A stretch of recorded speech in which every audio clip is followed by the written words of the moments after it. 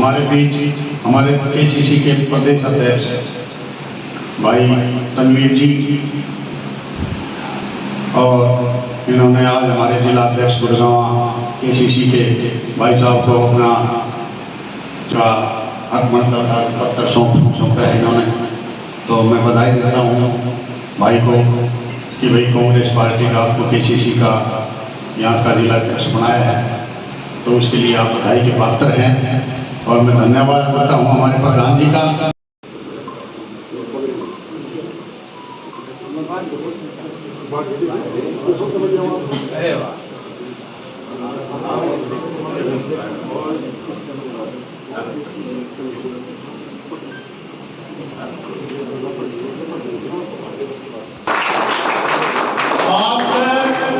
खत्री साहब विनती किया जाता आप कई साहब उड्डा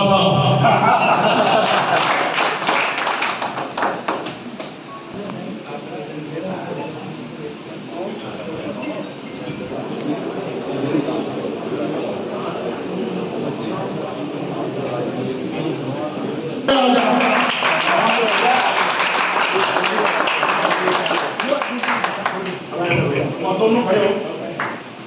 पगड़ी का आप लाओ दोनों। बहुत अच्छी बात है। अब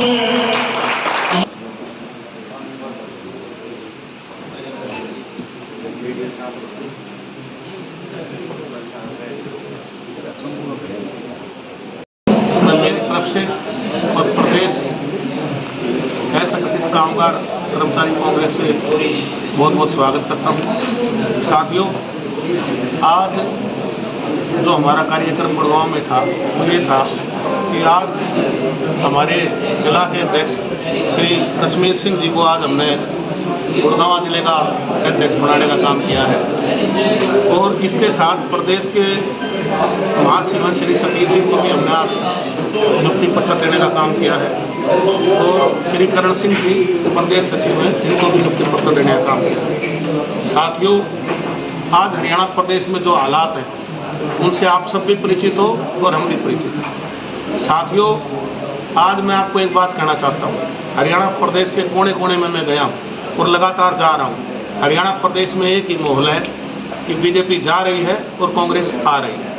हरियाणा प्रदेश के जन जन में एक आवाज़ है कि चौधरी भूपेंद्र सिंह हुड्डा का जो कार्यकाल था वो कार्यकाल हरियाणा प्रदेश की जनता दोबारा देखना चाहती है और 1 अक्टूबर को उस कार्यकाल को दोबारा देखने का अपना जो आहुति होगी वोट के रूप में वो डालने का काम करेंगे। सरकार कितनी डरी हुई है इसका आकलन आप इस बात से लगा सकते हैं कि सरकार चुनाव आयोग को पत्र लिखती है कि हमारे यहाँ त्योहारों का सीजन है, हमारे यहाँ ये दिक्कत है, हमारे यहाँ दिक्कत है। केवल ये इस बात का प्रमाण है कि हरियाणा की बीजेपी सरकार इस बात से घबराई हुई है कि हरियाणा प्रदेश की जनता उनसे नाराज है और जनता जो उनसे नाराजगी है उसको वोट के रूप में 1 तारीख को करने जा रहे हैं।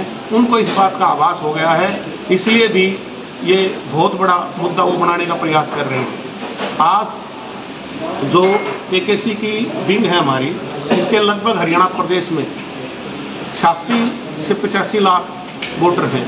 उन्होंने पिछले लोकसभा चुनाव में जो भी लोकसभा चुनाव गया है उस लोकसभा चुनाव में भी कांग्रेस को एक मुश्त वोट देकर ये सिद्ध कर दिया कि जो हमारे कैंडिडेट जो हमारे 2019 में लोकसभा चुनाव हुआ था, हमारे कैंडिडेट कोई 6 लाख से हार रहा था, कोई 3 लाख से हार रहा था, जब कोई हमारा 2 लाख से हार रहा था।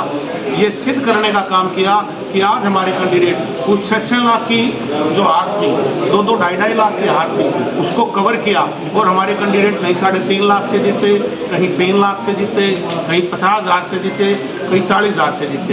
इसका प्रमाण है ये कि जो पिछला लोकसभा चुनाव था उसमें और आज हमारा वोट प्रतिशत जो बढ़ा है वो आपके सामने भी है। और ये वोट प्रतिशत जो बढ़ा है, इस वोट प्रतिशत यूं का ये वोट प्रतिशत उससे ज़्यादा बढ़कर अब विधानसभा चुनाव में कांग्रेस के पक्ष में होने वाला है।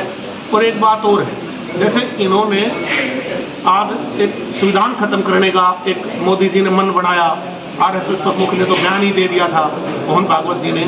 उसका परिणाम ये है कि जो संविधान से जुड़े हुए लोग जो इस देश में संविधान को मानने वाले लोग हैं, वो पत्रकार भी संविधान से चलते हैं।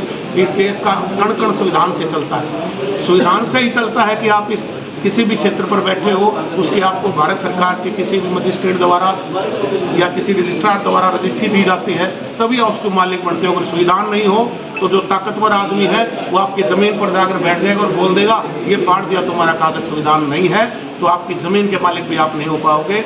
इसलिए संविधान का जो इन्होंने खत्म करने का काम किया है, उस संविधान को खत्म ना हो, इसके लिए भी हरियाणा सरकार बड़ी प्रयास कर रही है कि इसको खत्म करें। और हम जो कांग्रेस के जन हैं, राहुल गांधी जी हैं, चौधरी भूपेंद्र सिंह हुड्डा जी हैं, दीपेंद्र हुड्डा जी हैं, उदयभान जी हैं, ये हम इस बात को लेकर लोगों को बता रहे हैं कि अगर तुमने गलती से कोई भी गलती कर दी तो संविधान नहीं रहेगा। इसलिए संविधान को बचाने के लिए भी आज हरियाणा प्रदेश का जन 1 तारीख को कांग्रेस के पक्ष में वोट डालने जा रहा है। संगठन आपका जो मजदूरों का है, मैं कांग्रेस का काफ़ी अरसे बाद बना है ना, पहले नहीं था, अब बना है। आपको पूरी उम्मीद है कि जो मजदूर है, जो अपना जो तबका है, वो आपको कांग्रेस को चुनेगा, कांग्रेस के कैंडिडेट को वोट देगा? 100% देगा और ये पीछे देगी भी। भूपेंद्र हुड्डा के यही टाइम में हीरो होंडा का कांड भी हुआ और इसके बाद में मारुति कांड भी हुआ। अदर्स जो फैक्ट्री हैं, बावन हैं और मानेसर है, बिनोला है, वो जो बिहार में अपना गुड़गांव है, इनमें भी काफ़ी प्रॉब्लम चलती रही। देखो ये इनके ना तो उस टाइम हुआ इनका सोल्यूशन, और न ही 10 साल में जो भाजपा के केस में हुआ। अभी भी काफ़ी कंपनियां बंद हैं, काफ़ी कुछ अपना जो मजदूर बाहर बैठे हुए हैं। आपका जब संगठन था, आप कितनी बार इन मजदूरों से मिले जो इफेक्टेड हैं?